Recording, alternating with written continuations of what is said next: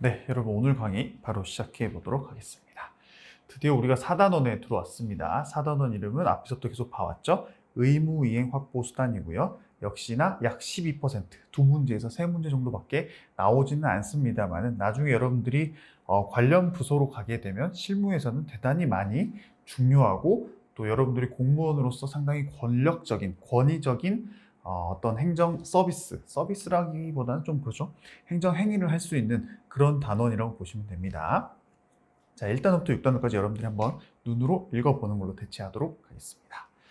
자, 4단원 행정상 의무이행 확보 수단의 목차는요. 개관부터 시작해서 행정강제, 행정조사, 행정벌, 새로운 의무이행 확보 수단으로 나와 있는데 이따가 표를 통해서 좀 더 자세히 보도록 하겠습니다.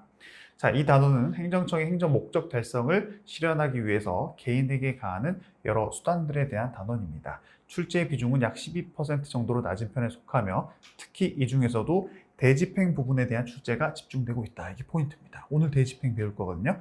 이 부분에 출제가 집중되어 있기 때문에 시험에 나온다면 거의 대부분 앞에 대집행 부분, 오늘 배운 내용들이 거의 다 나온다라고 생각하시고 물론 그 뒤에 내용들도 간혹 나오기 때문에 같이 볼 필요는 있어요.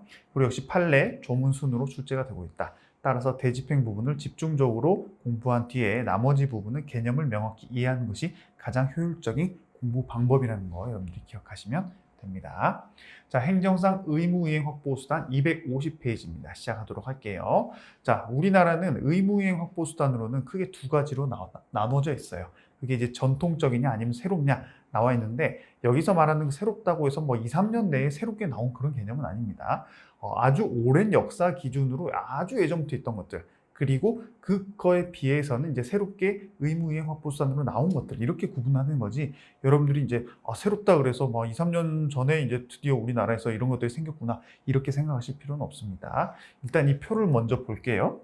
아까 우리 소목차에서도 전통적 의무이행 확보수단이 바로 행정강제, 저 앞에 있는 것들 있죠? 행정강제, 행정조사, 행정벌 이렇게 나눠져 있고요. 그리고 이제 새로운 의무이행 확보수단이 이런 애들로 구성이 되어 있습니다. 근데 실질적으로 이 대이직수, 대집행, 이행강제금, 직접강제, 강제징수, 수입니다. 뒤에 수. 이 대이직수 위주로 공부를 하시면 가장 효율적이고요. 그 중에서도 오늘 배울 대집행, 좀 메뉴에 있죠? 이 대집행에서 시험 출제가 거의 집중되고 있다는 개념 기억하시고 일단 오늘 행정강제부터 시작할 겁니다. 행정강제에서 강제집행과 즉시강제로 나눠지는데 즉시강제는 아주 간단하게 볼 거기 때문에 좀 여러분들 지금 생각할 필요가 없어요. 그리고 행정강제에서 강제집행. 근데 강제집행은 금전적 의무냐 비금전적 의무냐에 따라서 이렇게 크게 두 가지로 나눠지고 대이직수 이렇게 해서 여러분들이 좀 기억을 잘 해 놓으시면 나머지 부분들을 공부하실 때 머릿속에서 목차만 잘 나눠서 특별한 내용은 많이 없습니다. 그렇기 때문에 공부를 수월하게 이번 단원을 수월하게 하기 위해서는 여기 이 표를 그렇다고 여러분들 행정강제 지금 오늘 첫 시간인데 행정강제, 뭐 강제집행, 즉시강제, 금전적 이걸 다 외워야 되나요? 전혀 그렇지 않습니다. 여러분. 대이직수 이 네 글자만 암기하셔도 되고요. 이따가 나머지 이 표의 이 조사, 행정벌, 형벌, 질서벌 이런 것들은 공부하시다 보면 자연스럽게 암기가 될 거기 때문에 오늘은 위로 쭉쭉 올라가면서 이 대이직수만 여러분들이 암기해도 성공적이다라고 표현할 수 있을 것 같아요. 자, 다시 앞에 넘어와서 이제 전통적 의무이행 확보 수단은 크게 행정강제와 행정벌로만 적어놨습니다. 근데 중간에 뭐가 있었어요? 행정조사가 있었죠. 행정조사는 말 그대로 조사기 때문에 여기서는 특별히 집어넣지 않았습니다. 그럼 행정강제와 행정벌의 차이는 뭐냐? 여러분들 여기 내용이 시험에 나오는 건 아니고요. 여러분들이 방금 봤던 그 표를 명확하게 구분하는 그 찾아가는 길 있죠? 그 부분을 명확하게 한번 이해하라고 기본 강의 때문에 이해하라고 제가 설명드리는 겁니다. 자, 현재 민원인이 뭔가를 해야 되는데 안 하고 있어요. 그래서 현재 의무 불이행 상태에 대해서 직접적인 실력 행사를 행정청에 해가지고 앞으로라도 지금까지는 안 했지만 앞으로라도 의무 이행을 실현시키기 위한 게 바로 행정강제입니다. 그래서 행정강제가 강제집행과 즉시강제, 대이직수 이렇게 나눠져 있는 이게 바로 행정강제의 예들이고요. 그리고 행정조사가 있고 마지막에 행정벌이 있죠. 행정벌은 옛날에 뭔가를 하다가 걸린 거예요. 우리가 이제 행정벌이나 형벌 같은 게 우리가 뭐 절도를 하지 말아라고 했는데 절도를 해가지고 나중에 이제 잡힌 거죠. 그런 것처럼 뭔가를 하지 말라고 했는데 과거의 의무 불이행 상태에 대해서 걸린 거죠. 하지 말라고 했는데 했다거나 하라고 했는데 안 했을 때, 그래서 걸렸을 때 이제 제재를 가함으로써, 누가 행정청이 제재를 가함으로써 이건 직접적인 게 아니라 간접적으로 의무이행을 확보시킨다라고 해서 이렇게 해서 나중에 걸리면 처벌받는구나. 그럼 행정청이 하라는 거 해야겠다. 혹은 하지 말라는 건 안 해야겠다. 간접적으로 앞으로는 그걸 지키게끔 만들기 위한 게 바로 행정벌입니다. 좀 다르죠? 행정강제는 지금도 안 하고 있으니까 의무적으로 하게 만든다는 반면에, 그래서 직접적이라는 표현을 하죠. 근데 행정벌은 이렇게 되면 걸려서 누구처럼 처벌받겠구나. 그렇기 때문에 간접적으로 의무이행을 확보시키는 수단이다라고 해서 이 두 개 개념, 그렇죠? 시험에 이거 두 개 구분하라는 건 나오진 않습니다. 개념만 잘 기억하시면 되고요. 새로운 의무이행 확보수단은 이제 과거 전통적인 이런 의무이행 확보수단을 보완하기 위한 수단 등으로서 이제 과징금, 가산세, 공급 거부, 명당 공표 이런 건 나중에 배울 거기 때문에 이렇게 그냥 되어 있구나 라는 개념만 지금 잡고 넘어가시면 됩니다. 자, 이제 행정 강제로 들어갈게요. 행정 강제에서도 행정상 강제 집행입니다. 그죠? 행정 강제, 강제 집행. 그리고 우리가 이제 대의직수 나갈 거예요. 자, 강제 집행에 대한 일반론입니다. 이거는 앞으로 우리가 배울 거에 대해서 미리 살펴보는 거기 때문에 지금 자세히 볼 필요는 없어요. 아까 앞에서 표에서 본 것처럼 의는 아까 앞에서 우리가 행정 강제에 대해서 배운 게 그대로 적어져 있다 보시면 되고요. 종류는 비금전적, 금전적. 즉 금전적 같은 경우는 행정청에서 이거 법률에 근거해서 이 돈 내세요 라고 했는데 돈을 안 냈을 때 강제 징수, 뺏어오겠다는 거죠. 그게 바로 금전적 의무의 강제 집행 수단이고요. 비금전적 강제 수단은 대집행, 이행강제금, 직접 강제가 있습니다. 그래서 대이직수 순서대로 내려오는 거고요. 당연히 이러한 강제 집행은 엄청나게 강한 행정청의 행정행위이기 때문에 별도의 법적 근거가 있어야 된다는 거 기억하시고요. 예전에는 이 대의직수가 각각 하나의 개별법의 근거 조항이 있었다면 우리가 2021년도에 행정기본법이 신설되면서 이제는 행정상 강제에 대한 일반법이 만들어지게 됐다라는 것도 예전에 비해서는 변경된 거죠. 그렇기 때문에 잘 기억하시고요. 이제 대집행으로 바로 넘어갑니다, 여러분. 아까 우리 대의직수에서 그 대집행입니다. 자, 대집행이 뭐냐? 여기서 이제 행정기본법에도 근거가 있고요. 옛날에는 행정대집행법에 근거가 있습니다. 근데 거의 내용은 비슷해요, 여러분. 특별히 다르지 않습니다. 자, 대집행은 의무자가, 민원인이 행정상 의무로서 해야 될 뭔가가 있는데 그 내용이 다른 사람이 할 수도 있어요. 본인이 물론 해야 되지만 본인이 안 하면 다른 사람이 대신 할 수 있는 그런 의무를 해야 되는데 안 했을 때 행정청이 대신 그 의무를 하게 되는 겁니다. 강제적으로. 그게 바로 대표적인 대집행의 의의라고 볼 수 있는데 좀 더 그 의의에 대해서는 자세히 좀 볼 겁니다, 여러분. 이 부분은 여러분들이 그냥 쭉 읽어보시면 됩니다. 이게 기본법 같은 느낌으로 여러분들이 읽어볼 필요는 있어요. 하지만 이거 내용 자체를 하나씩 잘라가지고 물어본다. 그러진 않습니다. 이따가 오히려 이걸 자르는 게 이제 요건부터 공부하는 거거든요. 그런 내용들은 자세히 좀 살펴보도록 하고 여러분들은 어찌됐건 행정 대집행에 대해서 공부하는 학도로서 행정기본법에는 어떻게 돼 있구나라는 것만 한번 읽어볼 필요는 있습니다. 자, 행정청이 대집행을 행사하는 것은 재량행위에 해당합니다. 기속이 아닙니다. 재량행위. 이것도 하나의 논점이 될 수 있기 때문에 기억하시고요. 대집행은 재량행위다. 이따가 또 자세히 나옵니다.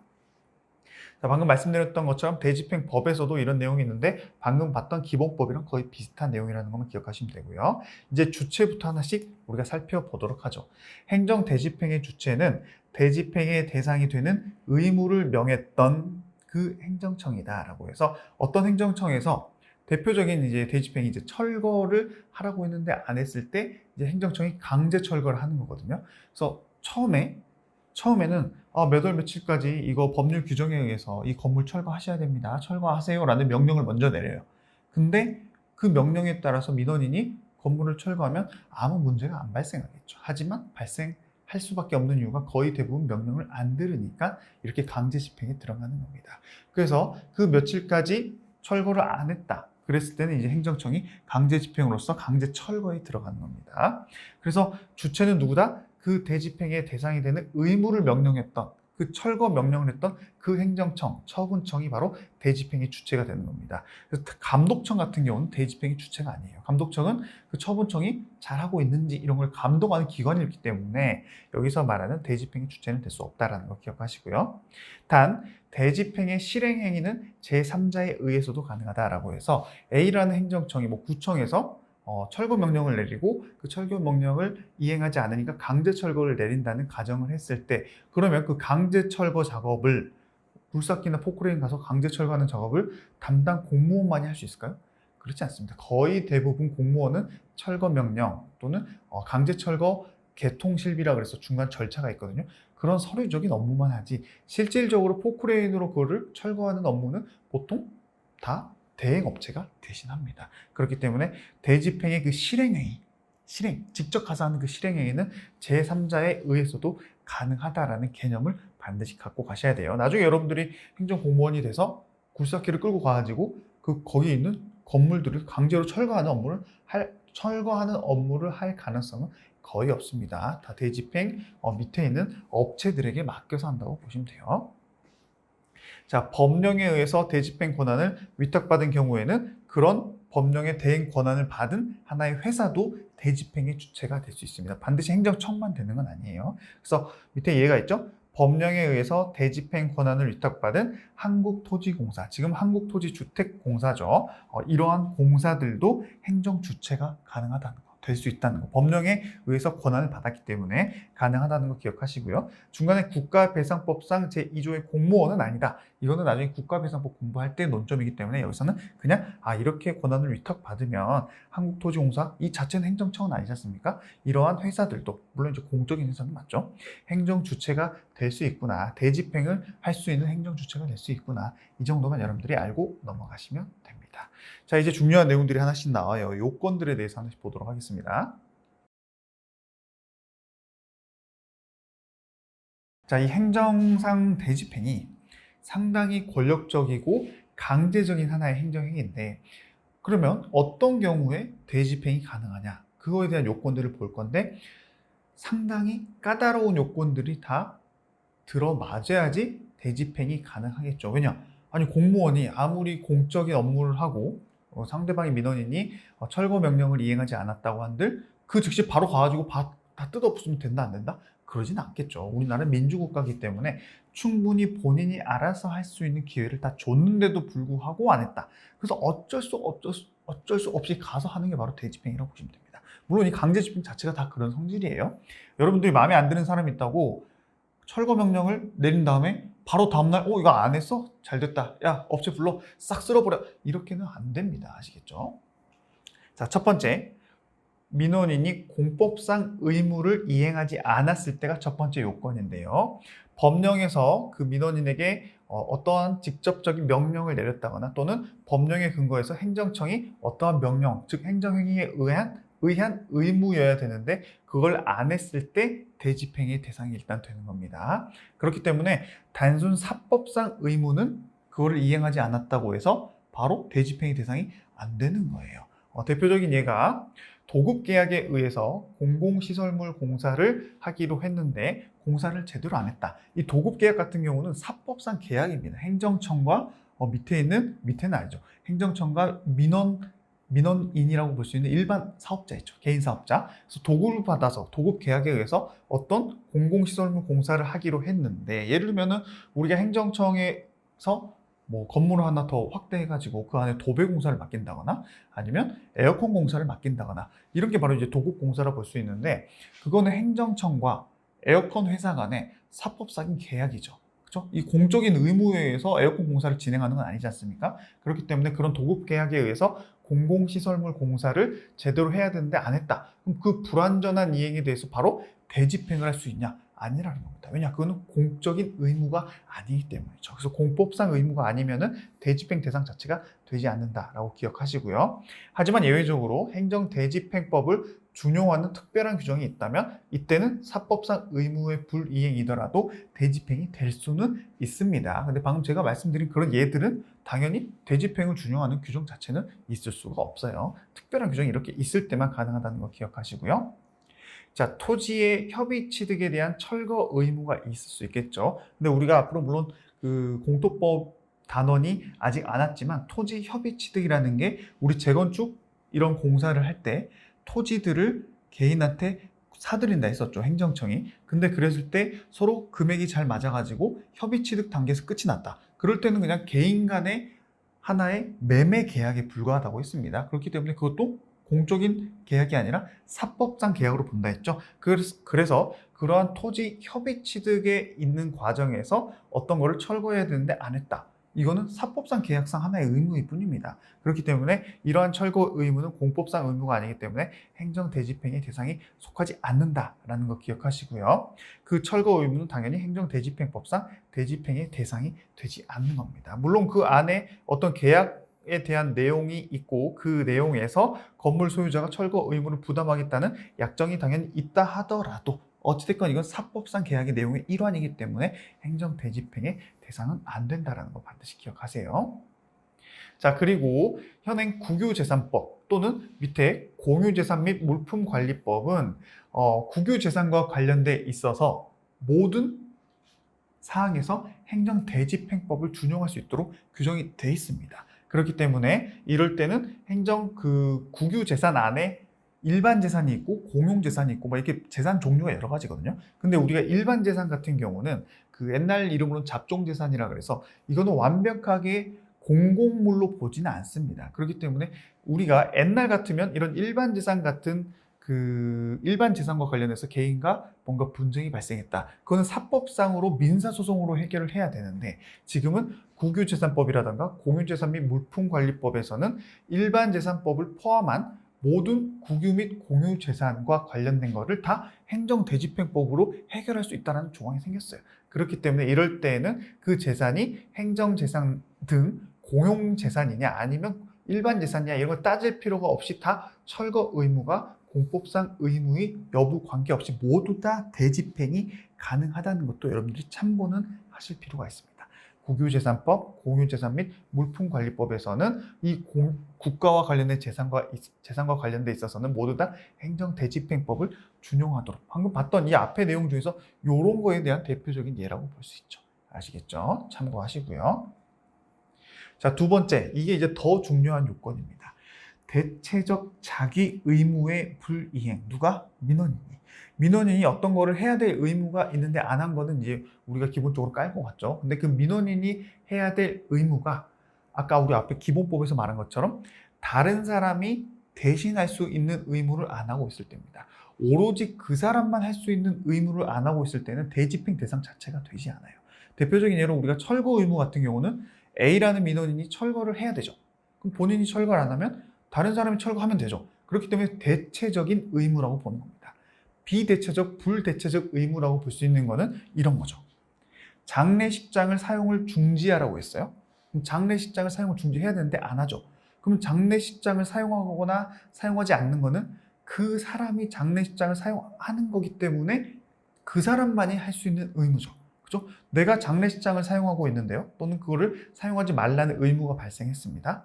사용을 하고 있었는데 사용하지 말라는 의무가 발생했어요. 그러면 그 장례식장을 사용하지 않아야 될 의무는 나만이 사용하지 않을 수 있지 다른 사람이 나 대신에 사용하지 않을 수가 있습니까? 전혀 그거랑 별개죠. 철거는 내가 안 하면 다른 사람이 할 수 있지만 내가 장례식장을 사용 계속 해버리면 다른 사람이 대신 사용을 못하게 하는 것은 의미가 없습니다. 물론 여러분들이 그 단순히 생각했을 때 내가 사용을 계속 해버리면 누군가 와서 못하게 끄집어내버리면 되는 거 아니야? 이거는 지금 우리가 보고 있는 대체적 의무냐 비대체적 의무냐는 전혀 별개 사안입니다. 그 사람만이 할 수 있는 거예요. 아시겠죠? 그리고 또 어떤 공원시설에서 매점을 운영하고 있는 사람이 매점에서 나가라고 했는데 행정청이 나가라고 했는데 안 나가요. 그게 바로 그 명도냐 퇴거냐 이거 똑같은 거거든요. 명도나 퇴거는 가지고 있는 땅이나 부동산을 상대방이나 다른 사람에게 넘겨주는 걸 보통 이제 명도 또는 어떤 건물에서 나가는 걸 퇴거라고 표현합니다. 그러면 역시나 장례식장과 마찬가지로 그 건물에서 나간다거나 그 땅을 넘겨주는 일은 그 땅을 점유하거나 건물을 점유하고 있는 그 당사자만이 그 의무를 할 수 있지 다른 사람은 할 수가 없어요. 왜냐? 다른 사람은 그거를 점유하고 있지 않기 때문이죠. 그렇기 때문에 이러한 퇴거 의무, 명도 의무, 토지의 명도 의무 같은 거는 대체적 자기 의무가 아니기 때문에 대집행의 대상이 안 된다. 시험에 정말 많이 나옵니다. 잘 기억하셔야 돼요. 그래서 지금은 우리가 대체적 자기 의무 중에서 대체적 의무만 보고 있고요. 이 밑에에서는 자기 의무에 대해서 또 한 번 더 볼 겁니다. 여러분 잘 잘라서 따라오셔야 돼요. 자, 방금 말씀드린 내용이 이런 것들이고요. 대표적인 대체적 의무가 건물 철거 의무가 있고요. 또 공유재산과 관련돼서 원상복구 의무가 있을 수 있습니다. 자기가 들어와서 어떤 거를 설치했을 때는 나갈 때는 그런 것들을 다 제거하고 나가야 되는 게 바로 원상복구 의무죠. 그렇기 때문에 일신전속적, 자기만이 할 수 있는 그런 의무, 또 고도의 개인적 기술 기능을 요하는 자기 의무 같은 경우는 다른 사람이 대신할 수 없기 때문에 부대체적 의무로서 대집행 대상이 되지 않고 그런 것들에 대한 대표적인 예가 이런 것들이다라고 하고 넘어가시면 됩니다. 자, 그다음 이제 대체적 의무를 봤다면 이번에는 자기 의무여야 한다라는 내용을 볼게요. 자기, 뭐뭐를 하는 것, 부자기, 뭐뭐를 하지 않는 것. 이건 이제 개념 이해하셨죠? 자, 자기 의무는요. 철거를 해라. 철거를 하는 거죠. 그렇기 때문에 철거 자체는 대체적 해라, 자기. 그래서 철거 의무가 대체적 자기 의무의 대표적인 예입니다. 그러면은 부자기 의무는 뭐냐? 뭐뭐를 하지 마라라는 거죠. 그래서 뭐뭐를 하지 마라라고 했는데 한 거예요. 그죠? 그랬을 때 대집행이 가능하냐? 안 된다는 겁니다. 대집행이란 거는 다른 사람이 대신할 수 있는 자기 의무를 안 했을 때 다른 사람이 대신 철거를 하는 거지 뭔가를 하지 마라라고 했는데 했어요. 그거를 이제 대체적으로 다시 어떻게 할 수 있습니까? 아니죠. 그렇기 때문에 이제 원칙상은 부자기 의무, 하지 말라라는 의무 또는 수익 의무 참아라 이런 것들은 대집행 대상이 안 되는 게 원칙입니다. 아시겠죠? 그렇기 때문에 이 판례 먼저 볼게요. 그러한 부자기 의무로서 그 의무를 위반함으로 생긴 결과를 시정하기 위한 자기 의무를 당연히 끌어낼 수는 없다라고 해서 이런 거죠. 어떤 공간에 어떤 거 설치하지 마세요라는 규정이 있습니다. 그럼 설치하세요가 아니라 설치하지 마세요죠. 그럼 자기예요, 부작이에요? 부작이죠. 하지 말라 했으니까. 그럼 부작이 의무를 위반했어요. 그래서 설치를 해버린 겁니다. 그럼 그것만으로 하지 마세요라는 그 규정만으로 대체적 자기 의무를 끌어낼 수 있냐? 안 된다는 겁니다. 그렇죠? 당연히 끌어낼 수는 없어요. 또 위 금지 규정으로부터 자기 의무, 즉 위반 결과의 시정을 명령하는 권한이 당연히 추론되는 것도 아니다. 즉 하지 말라고 했는데 어떤 거 설치했어요? 그러면 그 하지 말라라는 규정 자체만으로 어떤 거 설치한 거를 다시 없애라라는 그런 의무를 도출할 수 있냐? 추론할 수 있냐? 그렇게 생각하면 안 된다라는 게 원칙이라는 겁니다. 아시겠죠? 근데 보통은 단 부작위 경우에도 전환 규범이라 그래서 부작위 의무를 자기 의무로 전환시킬 수 있는 법적 근거가 있다면 대부분 있습니다. 그럴 때는 대상이 된다라고 해서 그게 바로 대표적인 게 이거죠. 시설 설치 금지 의무를 했는데요. 규정은 그것만 정해져 있었어요, 처음에. 근데 꼭 하지 마라고 했는데 했겠죠. 그러면 행정청이 그런 불법 공작물, 불법으로 뭔가를 만들었다는 거 아니겠습니까?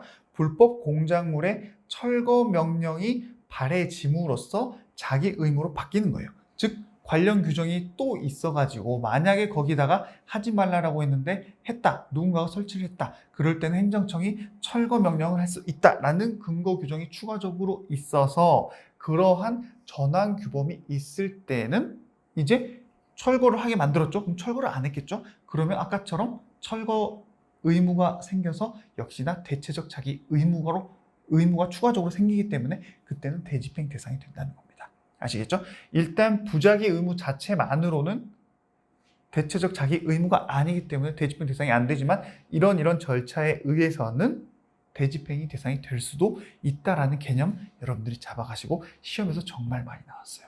특히 원칙을 물어보는 것도 정말 많이 나옵니다. 이건 예외도 중요하지만 원칙이 왜 이렇게 되는지도 이러한 규정들, 이러한 판례 문구들도 시험에 나올 수 있기 때문에 여러분들이 잘 기억해 주셔야 됩니다.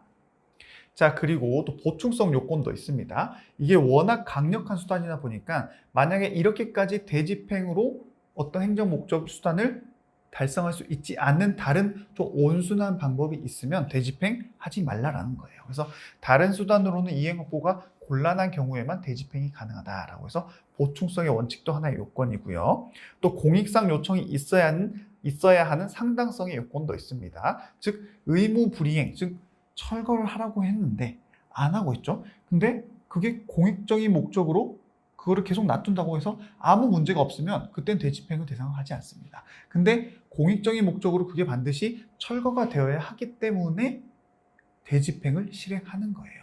그렇기 때문에 여기 보시면요. 기억부터 볼게요. 건물의 철거 비용이 엄청 많이 들어요.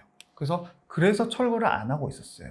그래서 만약에 이걸 대집행해버리면 나중에 어차피 돈도 징수해야 되기 때문에 개인이 잃게 되는 경제적인 손해가 좀 크다고 볼 수 있어요. 근데 그렇다는 사정만으로 대집행을 못하냐? 그건 아니죠.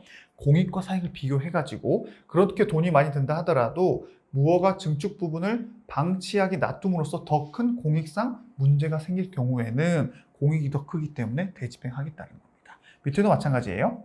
개발 제한 구역 내에 합법화가 불가능한 신축교획 건물에 대해서 철거 대집행 개고 처분한 것은 적법하다. 왜냐? 공익이 더 크기 때문에. 이 기본적인 내용인데요. 반대로 상당성이 부정되는 내용이 있습니다. 건축 허가 면적보다 아주 약간 초과해가지고 이웃의 대지를 침범했어요. 100평짜리인데 0.005평만 침범을 했을 때 그 이유만으로 0.005평 때문에 그 부분을 철거시켜버린다. 대집행시킨다. 그건 약간 공익이 더 크다고 볼 수 있을까요? 그때는 아주 협소하기 때문에 사익이 더 클 수 있겠죠. 그렇기 때문에 이럴 때는 상당성이 부정돼서 대집행 대상이 되면 안 된다라는 그 요건을 충족하지 못하는 겁니다. 또 붕괴 위험이 있는 노후 건물이 있었는데요. 이때 무너질 수 있기 때문에 수선 고쳐야 된다. 이런 내용인데 수선 허가를 받고 해야 되는데 수선 허가 없이 대수선 아주 큰 공사를 했습니다. 그랬을 때 단순히 수선 허가 없이 했다고 하더라도 어찌됐건 붕괴 위험을 막을 수도 있었고요. 또 도시 미관이라던가 위생을 해치지도 않았다면 그럴 때는 대집행의 대상이 될 수 있다고 할지언정 공익보다는 사익으로 인해서 훨씬 피해가 클 수 있기 때문에 이때는 대집행하지 마라 라고 보시면 됩니다. 그래서 상당성이 인정돼야지만이 대집행도 실행이 가능하다라는 개념 여러분들이 기억하시고요. 밑에 불가쟁력은 그럼 왜 여기 있냐? 우리가 보통 단순히 생각했을 때 이제 대집행까지 하게 될 정도가 되면 행정청이 그 사람의 건물을 강제 철거한다는 거 아니겠습니까? 그러면 단순히 생각하면 그러면 그 사람이 행정소송을 제기할 수 있는 기회가 분명히 있을 텐데 이제 기간이 지났다거나 이미 행정소송을 제기해가지고 더 이상 다툴 수 없어야지만이 대집행이 가능할까라는 의문이 들 수는 있겠죠. 하지만 불가쟁력은 대집행의 요건과 전혀 관계가 없습니다. 그렇기 때문에 행정소송을 제기할 수 있는 기간 내라 하더라도 행정청은 대집행이 당연히 요건이 맞다면 이런 요건들이 맞다면 실행이 가능하다. 불가쟁력은 요건 자체에 해당하지 않는다라는 게 바로 여기서 말하고자 하는 겁니다. 아시겠죠? 자, 이제 두 번째 또 중요한 요건이 대집행의 요건에 대해서 자세히 봤다면 이제 요건이 다 충족돼서 실제로 대집행의 절차로 나아가는 겁니다. 그 대집행이 단순히 요건이 되면 바로 내일 대집행 이렇게 하는 게 아니라 했죠. 그렇기 때문에 어떤 단계 네 가지 단계를 거쳐야지만이 이 대집행이 시행이 되고 완료가 되는 거예요. 그게 바로 두 문자. 아까 대의직수가 중요했다면 여기서는 그 대 안에서 개통실비가 중요한 겁니다. 아시겠죠? 이런 두 문자는 여러분들이 좀 암기하실 필요가 있고 그래서 제가 형광펜으로 칠해놨습니다. 자, 대집행의 절차에 대해서는 행정대집행법 3조에 나와 있어요. 그래서 상당한 이행기간을 정해가지고 그 기한까지 이행되지 아니할 때는 대집행을 한다는 뜻을 미리 문서로서 계고해야 된다. 계고가 이제 통지라는 뜻이거든요. 그래서 첫 번째가 바로 개통실비의 개입니다. 계고. 그래서 이 프로세스가 이렇게 되는 거예요. 먼저 명령을 내립니다. 철거 명령을 내려요. 이유가 있겠죠. 뭔가 위법한 건축물이기 때문에. 그래서 철거 명령까지는 강제 집행이 아닙니다. 왜냐? 이걸 명령이고 그 명령에 따르면 강제 집행 올 필요가 없죠. 그래서 철거 명령을 먼저 했는데도 철거를 안 했겠죠. 그렇기 때문에 강제 집행으로 들어가는 건데 그 첫 번째 강제 집행이 뭐다? 개통실비의 계고다. 그렇죠? 강제 집행, 대집행의 계고. 자, 몇 월 며칠까지 우리가 먼저 철거 명령을 하라고 했는데 안 하셨네요. 근데 우리 이제 강제 집행 들어갑니다. 몇 월 며칠까지 저희가 기한을 드릴 거니까 상당한 기한을 줘야 됩니다. 드릴 테니까 그때까지도 철거 안 하시면 그때는 저희가 실질적으로 강제 집행할 겁니다. 대집행할 겁니다 라는 거를 알려주는 게 바로 대집행에서 말하는 첫 번째 개통실비 개입니다. 개고 아시겠죠? 여기서 상당한 의무이행 기간을 부여하지 않고 대집행 개고를 했다면 위법합니다. 어떤 건물 철거하는데 기본적으로 철거 업체도 섭외해야 되고 여러 가지 막 준비를 할 게 많은데 단순히 내일까지 다 철거하세요. 이렇게 상당 기간을 안 주고 하면 위법하다는 뜻이라고 보시면 돼요. 자, 관련 판례에서 만약에 피고가 행정청이 의무이행 기간을 88년 5월 24일까지로 해가지고 대집행 계고서를 19일에 발송을 했어요. 근데 이것도 너무 짧아요, 사실. 왜냐면 발송한다고 바로 받나요? 그렇지 않죠? 근데 19일에 발송을 했는데 그 이행 종기인 24일이 돼가지고 민원인이 이걸 받았어요. 그럼 나는 오늘 이걸 받았는데 받자마자 오늘까지네? 그럼 상당한 이행기간으로 볼 수 있습니까? 아니죠. 근데 그렇다고 끝났으면 너무 명백히 위반인데 행정청이 약간 유도리를 발휘하고 자 만약에 이렇게 됐을 때 설마 설령 피고가 대집행 영장으로서 그 뒤에 개통실비할 때 그 뒤에 통이 바로 영장이라고 보시면 돼요. 이 다음 페이지에서 배울 겁니다. 그 다음 단계를 넘어가는 거를 약간 늦춰져가지고 5월 27일로 늦춰졌습니다. 그럼 실질적으로는 24일에 받았기 때문에 다음 날인 25, 26, 27, 3일 만에 이걸 끝내라는 거잖아요. 그럼 그것도 약간 충분한 기간이 아니라는 거죠. 그렇게 늦춰졌다 하더라도 위 대집행 계고 처분은 상당한 이행 기간을 정해서 한 것이 아니기 때문에 결론적으로는 위법한 처분이라는 하나의 판례입니다. 아시겠죠? 자, 근데 이 판례는 약간 행정공무원 쪽에 힘을 실어준 판례예요.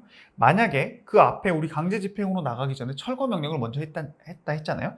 철거 명령에서 주어진 일정 기간이 실질적으로 자진 철거에 필요한 상당 기간을 이미 그때 줬다면 그 기간 속에는 개고 시에 필요한 우리 지금 대집행의 개고 시에 필요한 상당한 이행 기간도 포함되어 있다고 볼 수는 있다라는 판례 문구도 있고 지금 요거랑 약간 느낌이 다르죠. 근데 여러분들 시험에서는 결국 문구 그대로 판례 그대로 나오기 때문에 문구대로 답을 찾아가시면 됩니다.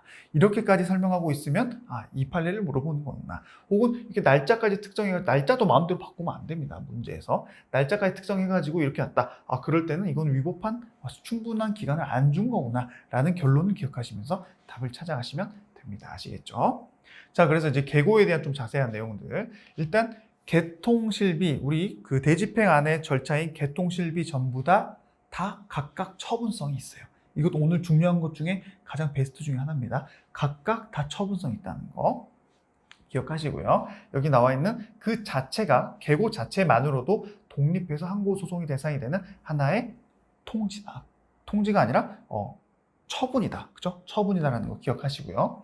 대신에 계고를 한 번만 하면 좋을 텐데 우리 행정청이 약간 관용을 베풀기 위해서 여러 번 계고 처분을 할 수 있습니다. 자, 그럴 때는 계고 처분을 할 때마다 다 처분성이 있냐? 그건 아니에요. 1차 계고만이 처분에 해당하고요. 2차, 3차 계고는 대집행 기간을 연기해주는 통지에 불과하기 때문에 그때는 1차 빼고는 처분성은 없습니다. 이것도 시험에 많이 나왔습니다.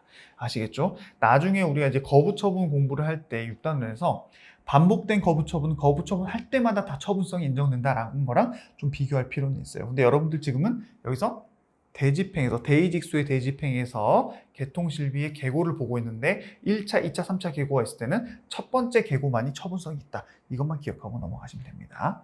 자, 방식은 대집행할 행위의 내용 및 범위가 당연히 구체적으로 특정이 되어 있어야 되고요. 반드시 그러면 이 계고서가 있겠죠. 계고서, 문서.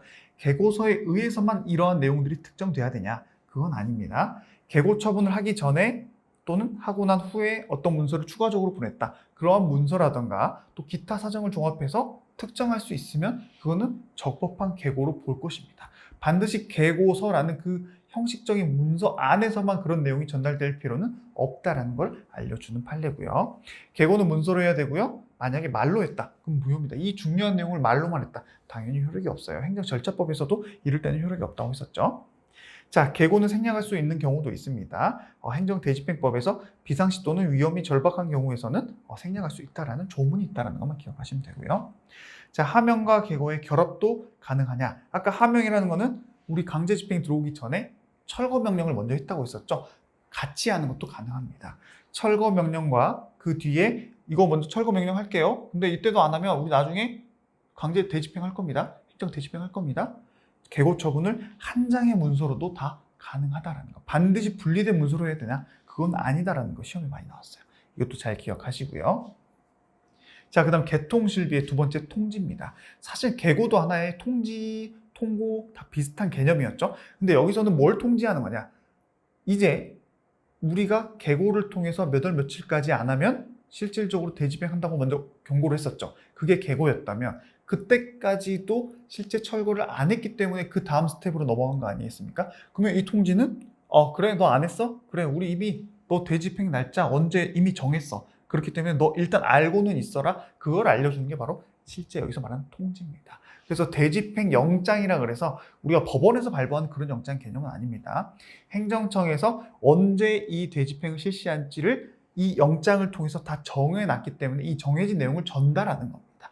대집행 영장으로서 대집행할 시기, 대집행 시기를 시키기 위해서 파견하는 집행 책임자가 누군지, 그리고 이때 비용은 얼마 발생할 거기 때문에 너 나중에 다 우리한테 줘야 돼. 이런 내용까지 다 구체적으로 대집행과 관련된 내용을 주는 게 바로 개통실비의 통지입니다. 아시겠죠? 자, 성질 역시나 처분성이 있어요. 그렇기 때문에 항고소송의 대상이 된다는 거 기억하시고요. 통지를 생략할 수도 있다는 거 아까 계고랑 비슷합니다. 비상시 또는 위험이 절박한 경우에는 통지 생략하고 바로 실행할 수 있다는 거 기억하시고요.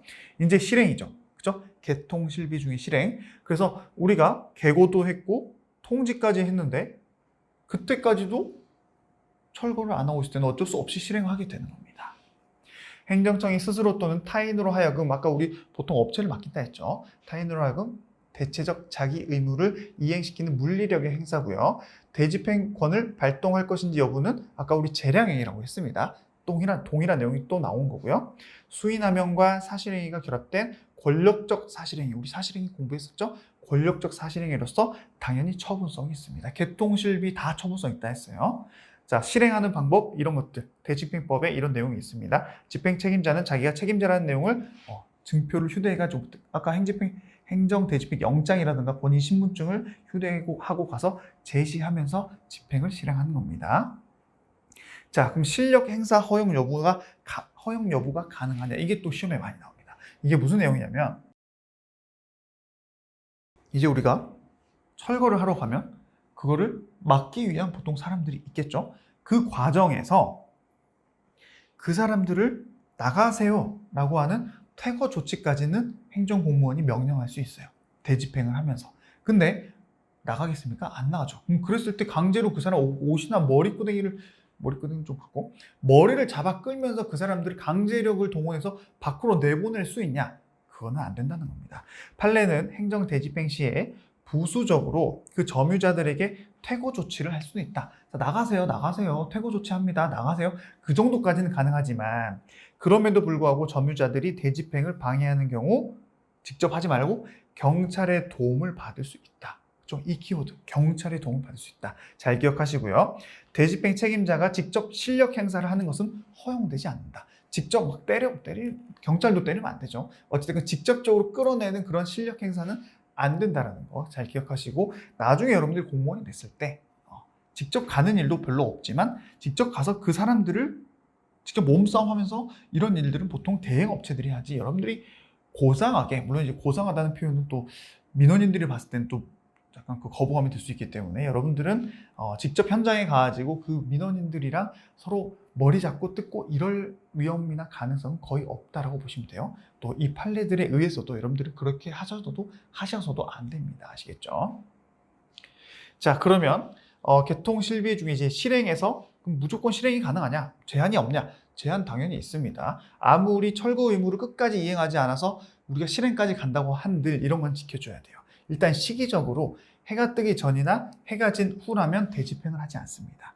왜냐? 그 사람들도 프라이버시가 있을 수 있고 자고 있는데 갑자기 들어가지고 해버리면 인명사고가 크게 발생할 수 있기 때문에 해가 뜬 상태에서만 대집행을 하는 게 원칙입니다. 근데 예외적으로 의무자가 동의한 경우 밤에 와서 그럼 하세요 라고 그 의무자가 동의했다면 밤에 가능하고요.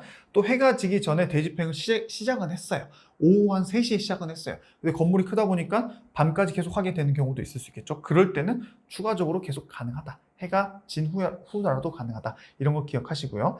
해가 뜬 후부터 해가 지기 전까지 대집행을 하는 경우에는 행정 목적 대집행 달성 자체가 불가능한 경우가 있을 수 있겠죠. 그럴 때는 예외적으로도 가능하다라는 거 여러분들이 기억하시면 됩니다. 그 밖에 비상시 또는 위험이 절박했을 때는 당연히 가능하겠죠. 자, 마지막 개통실비에서 B입니다. B. 비용의 징수. 자, 우리가 업체를 통해서 굴삭기도 빌리고 포크레인도 빌리고 해가지고 실행을 했습니다. 대집행 실행했어요. 대신 강제 철거를 한 거죠. 당연히 비용이 발생했죠. 그러면 우리가 행정청에서 그 비용을 다 고스란히 국거나 지자체 돈으로 해야 되냐? 너무 억울하죠? 왜냐? 아니 그 사람 보고 우리가 명령을 하고 적법한 명령을 하라고 했는데 그 사람이 안 했기 때문에 비용이 들었기 때문에 당연히 그 사람한테 그 돈도 뺏어와야겠죠. 그게 바로 비용의 징수라고 보시면 됩니다. 역시나 처분성이 있고요. 비용징수 대집행법에서 국세징수법의 예에 의해서 징수할 수 있다라고 되어 있고요. 국세에 다음 가는 순위로 선취권을 갖는다. 실질적으로 국세 예를 들어서 징수하는 거기 때문에 국세로 무조건 보는 것은 아니기 때문에 일단 이거 관련해서 국세를 먼저 징수할 게 있으면 국세를 징수하고 그 다음 순서대로 비용을 징수한다라고 보시면 되고요. 역시나 그 징수금은 사무비 소속에 따라서 국가가 있으면 국고, 지자체가 있으면 지자체의 수입으로 본다라는 내용만 참고만 하시면 됩니다. 중요한 내용은 아닌데 만점 대비용 문제로 작년 지방 9급에서 나온 적이 있어요. 아시겠죠? 자, 행정 대집행 절차에 따라서 징수할 수 있는 이런 비용의 징수는 대집행법 따라서 징수를 해야지 단지 민사소송이 간편하다는 이유로 민사소송으로 그런 돈을 청구하는 건 된다 안 된다? 안 된다. 대집행 역시도 마찬가지죠. 비용의 징수도 마찬가지입니다. 그 내부 내용의 절차들도 다 대집행법을 통해서 그 절차에 가능하다면 그렇게 해야지 민사적으로 가능하다고 해서 하면 된다 안 된다? 안 된다. 왜냐면 민사가 간단하게 하거든요. 그렇다고 하더라도 대집행법에 의해서 가능하다는 거 여러 번 반복하고 있습니다. 자, 이제 권리 구제에 대해서 보도록 하겠습니다. 자, 일단 행정 쟁송이 가능하겠죠. 이제 반대로 민원인 입장에서 이런 대집행에 의해서 내가 피해를 입었어요. 그럼 그 피해를 어떻게 소송으로 다툴 수 있냐, 이 개념으로 넘어오셔야 됩니다. 자, 아까 말한 것처럼 개통실비 전부 다 처분성이 있기 때문에 각각 하나하나씩의 위법성이 있다면 일단 민원인은 계고라든지 통지라든지 실행이든지 비용 하나하나를 대상으로 소송이 가능하다는 거 기억하시고요. 또 각 단계들마다 개통실비가 연속으로 되고 있죠. 단계들마다 하자 승계가 긍정이 됩니다. 우리 137쪽에서 하자 승계 공부했었죠? 2단원에서 그때 제가 말씀드린 게 하자 승계 중에 개통실비가 전부 다 하자가 승계돼서 하자 승계에서 중요한 내용은 뭐였어요? 물론 하자가 연속적으로 넘어오는 것 플러스 앞에 있는 선행 처분의 위법성이 있고 근데 더 이상 그걸 다투지 못하게 됐어요. 불가증력이 발생해서. 근데 연속되는 그 뒤에 처분은 아직 다툴 수는 있단 말이죠. 근데 걔는 합법적입니다. 뒤에 거는. 그랬을 때 뒤에 있는 거를 대상으로 소송을 제기해서 그 소송에서 앞에 있는 선행 처분의 위법성을 주장하면서 결국에는 뒤에 것 자체를 취소해버리는 게 바로 이 하자의 승계 긍정의 포인트라고 했었죠. 그렇기 때문에 개통실비기는 가능하다. 근데 그때 우리 밑에 페이지에서 보면 뭐는 안 된다? 철거 명령과 계고 처분은 안 된다고 했었죠. 아까 우리 철거 명령이 먼저 있고요. 그게 이제 하명이었죠. 명령이었죠. 그거를 말을 안 들었을 때 강제 집행으로 넘어온다 했잖아요. 그게 이겁니다. 철거 명령과 개통실비 간에는 승계가 안 돼요. 근데 개통실비끼리만 가능하다. 그렇죠? 그 내용이 바로 이 페이지에 나와 있습니다. 그래서 후행처분인 대집행 비용 납부 명령 취소 소송에서 그 선행처분인 계고 처분이 위법하다는 이유로 이 후행처분을 취소를 구할 수 있다. 그죠? 그 프로세스가 이렇게 쭉쭉 나와 있는 거기 때문에 쭉 읽어보시면 되고요.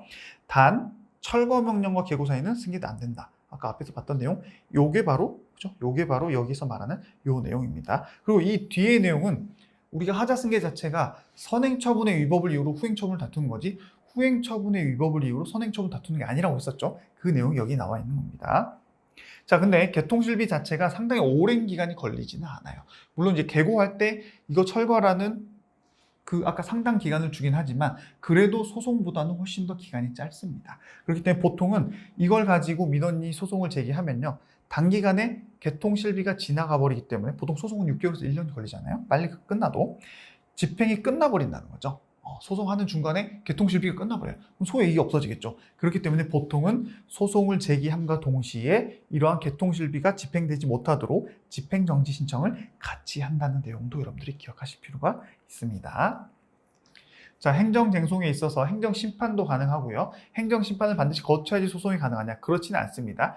의무적으로 행정심판을 거치게 할 수도 있다. 행정심판 거치고 가도 되고 안 거치고 소송 가도 된다는 내용입니다. 이건 6단원 가서 자세히 또 배울 거예요. 자, 그리고 대집행 요건의 구비에 대한 주장 입증 책임은 행정청에 있다라고 해서 이 민원인은 이 소송을 제기하면서 이건 위법한 행정청의 개통실비 중에 하나입니다라고 주장을 하면 반대로 행정청이 아닙니다. 저희 대집행 요건 다 구비했고요. 그렇기 때문에 적법한 개통실비였습니다. 라고 주장 입증 책임은 행정청이 하는 겁니다. 아시겠죠? 기억하시고요. 역시나 행정청이 대집행의 방법으로 건물의 철거 등 대체적 자기 의무의 이행을 실현할 수 있을 경우에는 아까 앞에서 본 게 계속 반복됩니다. 민사소송으로는 그 의무의 이행을 구할 수 없습니다. 아시겠죠? 공법상 의무는 공법상 이런 소송으로 다투어야지 민사소송으로 다툴 수 없다는 거 한 번 더 강조를 하고 기출 표시도 정말 어마어마하다는 거 기억하시고요. 역시나 대집행이 이미 완료됐다고 해서 대집행과 관련된 소송은 못할지언정, 행정소송, 취소소송은 못할지언정 그렇다고 하더라도 국가배상법, 손해배상 청구는 가능하다는 거, 결과 제거 청구도 가능하다는 거. 이거 지금 여러분들이 그냥 암기만 눈에 익히시기만 하면 되고요. 5단원에 대해서 5단원에 가서 좀 더 자세히 보도록 하겠습니다. 자, 이렇게 해서 우리가 일단 대집행은 끝이 났습니다. 제가 대집행까지만 하려고 하다가 생각보다 빨리 끝날 것 같아서 45분, 6분밖에 안 됐잖아요. 그래서 오늘 이행강제금 조금만 더 나갈 겁니다. 이행강제금까지 하면 아마 1시간 15분, 20분이 될 것 같아서 제가 1시간 정도 맞춰볼게요. 자, 우리 표를 한 번 더 봐야죠. 우리가 전통적 의무이행 확보 수단에서 행정 강제로 들어가서 강제 집행 들어갔다가 이제 비금전적 의무여서 방금까지 대집행을 받다면 이번엔 두 번째 이행 강제금입니다. 여러분들 오해하기 쉬운 게 이행 강제금 약간 돈이죠, 돈. 그렇기 때문에 이것도 금전적 의무 관련된 건가? 아닙니다, 여러분. 돈 내라고 했는데 안 냈을 때는 강제 징수만 가능한 거고요. 비금전적 의무, 예를 들면 방금 봤던 철거도 마찬가지입니다. 그죠? 금전적 의무가 아니에요. 철거하라고 했으니까 건물을. 그걸 안 하고 있을 때 대집행은 대신 철거를 해버렸다면 이번에는 철거할 때까지 돈을 부과해버리는 겁니다. 이행강제금. 너 철거 안 했어? 너 돈 내. 이행강제금. 또 안 했어? 이행강제금. 이렇게 하는 게 바로 이행강제금입니다, 여러분. 자, 이행강제금은 부작위 의무 또는 자기 의무를 이행하지 않는 경우에 일정한 기한까지 의무를 이행하지 않을 때는 일정한 금전적 부담을 과할 것을 역시나 미리 예고를 해야 돼요. 계고하고 심리적 압박을 이렇게 줌으로써 장래에 앞으로는 그 의무의 이행을 확보하게 하려는 간접적인 행정상 강제 집행 수단이다. 포인트가 뭐다? 간접적이다. 아까 우리 대집행 같은 경우는 안 해? 그래, 우리가 대신할게. 직접 해버리죠. 근데 이거는 네가 할 때까지 돈 부과할 거야 라고 해서 간접적으로 의무이행을 확보하는 수단이라는 게 가장 큰 포인트고 대집행과 차이점입니다. 아시겠죠? 특별히 어렵지 않죠? 자, 행정기본법에 이런 내용들이 이제 다 나와 있고요. 자, 밑에서도 한번 읽어봅니다. 사용자가 이행하여야 할 행정법상 의무의 내용을 초과하는 것을 불이행 내용으로 기재했다라고 해서 사실 이 판례는 뭐 그렇게 중요한 내용은 아니고 시험에 자주 나오는 판례도 아닙니다. 근데 변호사 시험이라던가 7급에서 간혹 나와서 제가 기본 강의 때문에 설명을 좀 해드리자면 원래는 이게 택시 회사랑 행정청 간의 이제 소송이었는데요. 만약에 그냥 쉽게만 해설하고 넘어가겠습니다. A라는 택시 회사가 어떤 거를 의무를 해야 돼요. 근데 만약에 그 의무가 뭐 100만 원을 내야 된다라는 또는 뭐 금전이든 뭐 금전 아니든 뭐 상관없는데 어쨌든 여기는 금전이 아닌 거를 예로 들어야지 여러분들이 헷갈리지 않기 때문에 이런 거 있다 봅시다.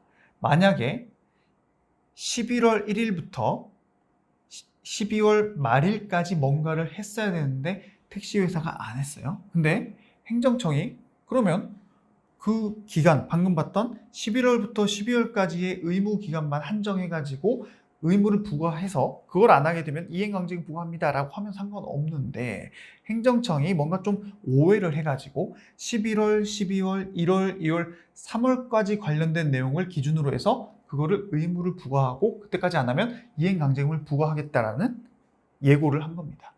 그거 자체만으로 문제가 있죠. 그거를 가정해서 읽어보면 돼요.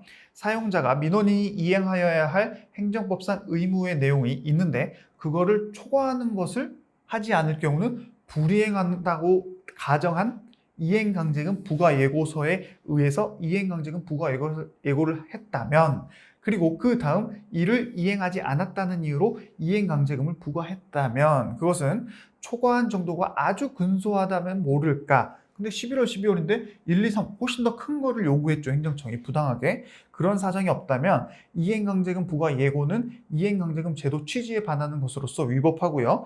이에 터잡은 이행강제금 부과 처분 역시도 위법하다라고 해서 원래 법적으로 뭔가를 하라고 한 그 정도만 가지고 이걸 안 하게 되면 이행강제금 부과한다고 예고했었어야지. 그러한 의무를 넘어서 행정청이 그 의무를 넘어서 추가적으로 엄청 큰 것까지 더 안 하면 너 이행강제금 부과할 거야. 이렇게 하면 안 된다라는 대표적인 판례고 여러분들이 참고만 하시면 됩니다. 그래서 제가 설명 안 해드리면 이거 읽어보면 판례 문구인데도 불구하고 무슨 내용인지 되게 어려워요. 판례 찾아봐야 됩니다. 근데 굳이 찾아볼 필요 없이 여러분들이 제가 설명드린 거 이해할 수 있으면 이 부분은 넘어가셔도 된다라는 거 기억하세요. 자, 법적 성질은 이제 급부하면 명령이라는 거고요. 부과 처분은 행정행위에 해당합니다. 침입적 처분이기 때문에 행정절차법상 의견 청취 절차, 앞에서 봤던 내용들 기억나시죠? 일신 전속적이어야 된다. 이게 또 하나의 중요 포인트고 시험에 많이 나옵니다.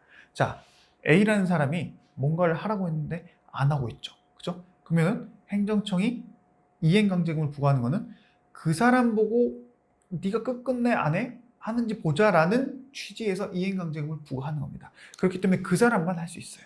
일신전속적이죠. 그렇기 때문에 만약에 돌아가신 사람에게 이행강제금 부과 처분을 했다. 그럼 상속이 되냐? 상속될 여지 자체가 없어요. 왜냐?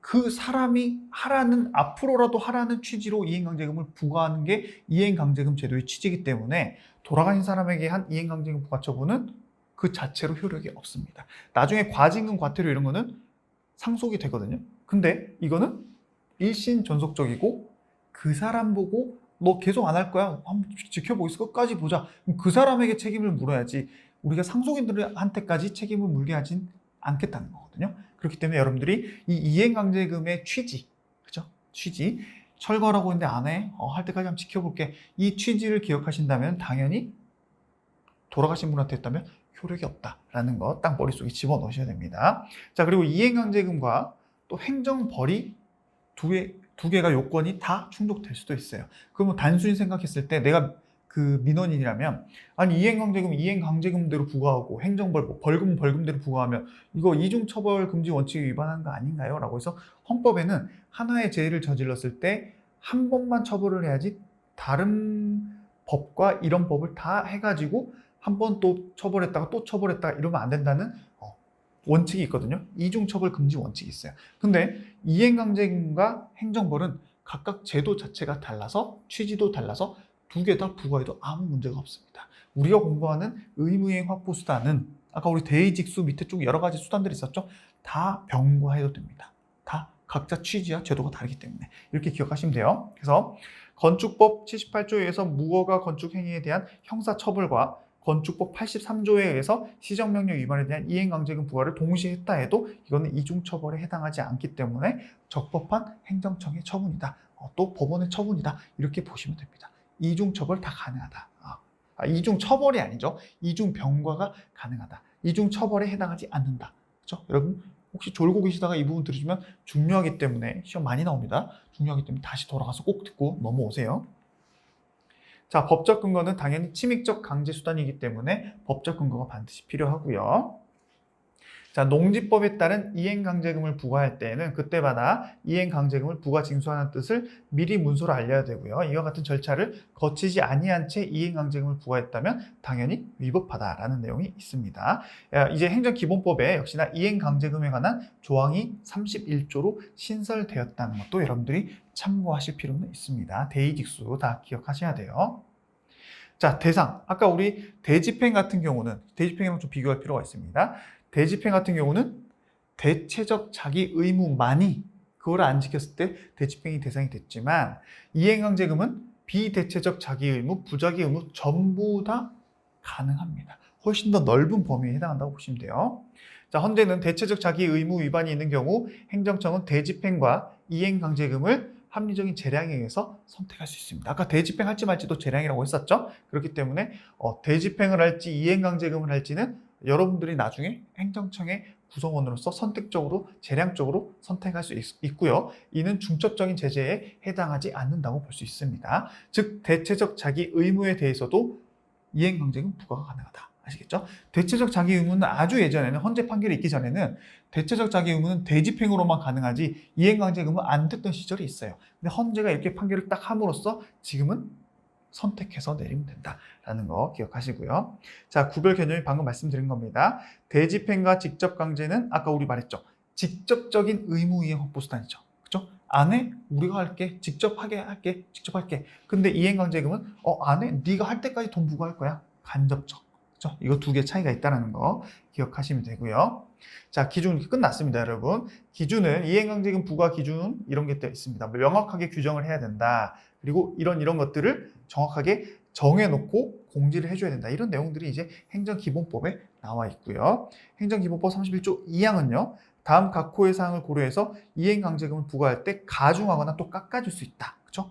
동기, 목적, 결과, 불이행 정도 및 상습할 때는 당연히 가중해야겠죠. 또 그 밖에 행정 목적을 달성하는 데 필요한 사유까지도 가중, 감경 사유로 행정기본법이 제정이 되어야겠다라고 여러분들이 참고하시면 됩니다. 자, 이제 다음 이행강제금의 부과 절차부터는 다음 시간부터 나가면 될 것 같습니다. 딱 56분 정도 됐는데 여기부터는 설명할 게 좀 많거든요. 그렇기 때문에 오늘 강의는 여기서 마무리하면 될 것 같아요. 자, 여러분 이제 우리가 4단원 넘어왔고 3단원은 물론 이제 3단원, 4단원 전부 다 약 10% 내외로 많이 나오는 단어는 아니지만 교과서 페이지를 보시면요.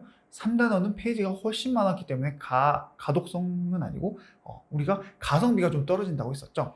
근데 4단원 같은 경우는 페이지도 그거만큼 많지는 않고요. 또 나중에 실무에서도 되게 중요하기 때문에 또 지금 한번 좀 제대로 들어볼 필요도 있고 시험에서도 3단원보다는 훨씬 더 나올 만한 논점을 공부하기에는 좀 좋습니다.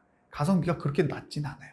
그렇기 때문에 여러분들이 3단원보다는 4단원 공부할 때 더 집중할 필요가 있고요. 공부법도 약간 다릅니다. 3단원은 공부법 말씀드렸었죠. 4단원은 중요한 내용들이 많기 때문에 형광펜 위주로, 형광펜 자체가 많아요. 빨간색이랑. 그렇게 좀 더 집중해서 공부를 해야 될 필요가 있다고 말씀드리고 오늘 진도에서는 대집행의 요건과 절차, 그렇죠? 대의직수, 그리고 개통실비부터 대의직수까지, 그렇죠? 대의직수부터 개통실비, 그렇죠? 이 절차가 바로 개통실비였고 우리가 강제집행이 대의직수였습니다. 제가 여기 페이지를 PPT를 약간 지금 절차에 대의직수를 넣어놨는데 절차는 개통실비였다는 거 여러분 기억하셔야 되고요. 또 이행강제금의 성질과 그 대상, 그렇죠? 대집행의 대상이랑 좀 비교해가지고 여러분들이 공부할 필요가 있다는 거 한 번 더 머릿속에 환기시키면서 꼭 복습 오늘 하셔야 됩니다. 오늘 안 하면 내일 하면 그만큼 까먹은 채로 복습을 하기 때문에 효율성이 떨어진다는 거 잘 기억하시고요. 자, 저는 오늘 마무리하도록 하겠습니다. 여러분 오늘도 정말 고생 많으셨고요. 저는 오늘도 내일도 더욱더 좋은 강의, 쉬운 강의를 위해서 최선을 다하겠습니다. 여러분 감사합니다.